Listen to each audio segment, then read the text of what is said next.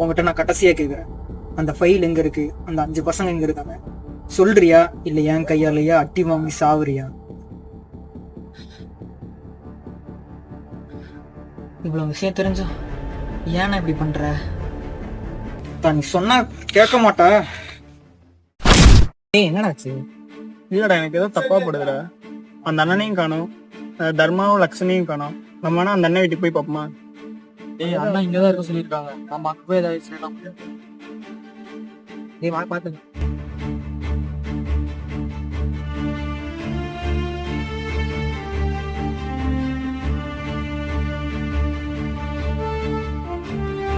என்னடா வீடு பூட்டி இருக்கு? நாங்க அப்பவே சொன்னோம்டா. சரி வா போலாம்.